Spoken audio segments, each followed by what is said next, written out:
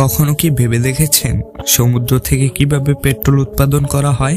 আর আপনি কি জানেন পেট্রোল থেকে কিভাবে ডিজেল এবং অকটেন তৈরি করা হয়? আর সেগুলোকে বাজারজাত করার পর কেন এত দাম বেড়ে যায়? জানতে হলে পুরো ভিডিওটি মনোযোগ সহকারে দেখুন। আর ভিডিওটি ভালো লাগলে একটি লাইক দিয়ে চ্যানেলটিকে সাবস্ক্রাইব করে দিন। আসলে তেল উৎপাদন করা ভিডিওতে যতটা সহজ মনে হয়, বাস্তবে এটা অনেক কঠিন। বর্তমানে শুধু তেল উৎপাদনের প্রসেসিং এর মাধ্যমে বিশ্ববাজারে তেলের দাম অনেক বেশি বেড়ে যাচ্ছে। আর বিষয়টা শুধুমাত্র এমন না যে পেট্রোল কোম্পানিগুলো শুধুমাত্র পাম্প করে সেই পেট্রোলগুলোকে বাজারে বিক্রি করে দিচ্ছে, আর সেগুলো সাথে সাথে আমাদের হাতে চলে আসছে।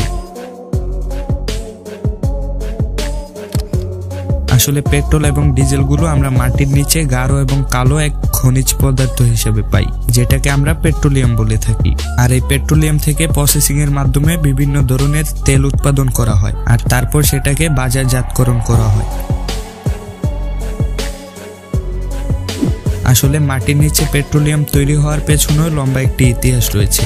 আগের জমানায় যেমন পৃথিবীতে প্রাকৃতিক দুর্যোগ হয়েছিল, তখন পৃথিবীতে বসবাস করা পশু পাখি এবং গাছপালা সহ মাটির নিচে চাপা পড়ে গিয়েছিল। তারপরে এগুলো ডিকম্পোস্ট হয়ে প্রেসারের মাধ্যমে এগুলো পেট্রোলিয়াম হয়ে গিয়েছে। এরপরে মানুষজন বড় বড় মেশিনের মাধ্যমে ড্রিল করে বছরের পর বছর ধরে সেগুলোকে খুঁজে বের করেছে।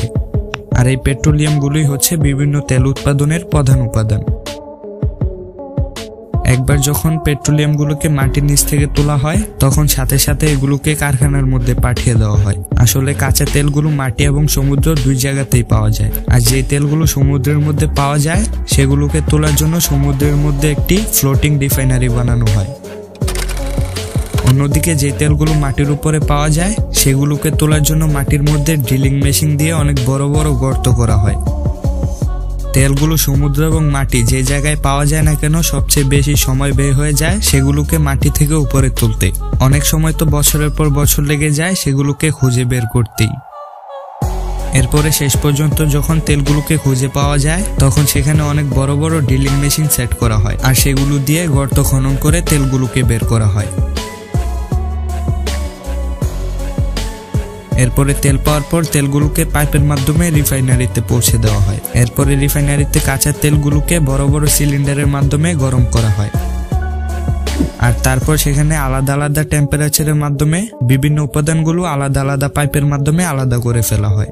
আসলে পেট্রোলিয়ামগুলোকে আলাদা আলাদা পাইপের মাধ্যমে গরম করার পর সেগুলো থেকে অকটেন এবং ডিজেল বের হয়।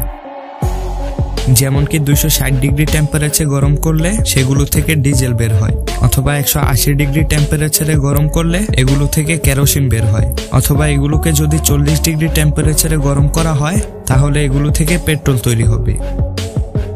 আর এভাবেই পেট্রোলিয়ামগুলোকে ফ্যাক্টরিতে বিভিন্ন তাপমাত্রায় গরম করে পেট্রোল এবং ডিজেল তৈরি করা হয়। আর তারপরে এগুলোকে কোয়ালিটি করে বড় বড় ট্যাঙ্ক করে বিভিন্ন জায়গায় পাঠিয়ে দেওয়া হয়। তারপরে সেগুলোকে বাজারজাতকরণ করা হয়। এখন হয়তো আপনারা ভাবতে পারেন, একটা জিনিস মাটির নিচে পাওয়া যায়, তারপরও কেন আমরা এত টাকা দিয়ে কিনতে হবে? এর আসল কারণ হয়তো আপনারা প্রথমেই বুঝতে পেরেছেন।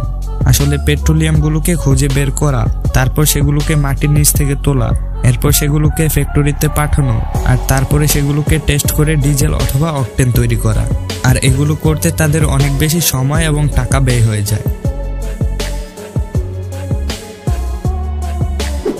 তো এই ছিল আজকের এই ভিডিওটি কেমন লাগলো কমেন্ট করে জানাতে একদমই ভুলবেন না। তো দেখা হচ্ছে অন্য কোনো এক ভিডিওতে। সেই পর্যন্ত ভালো থাকুন। আল্লাহ হাফেজ।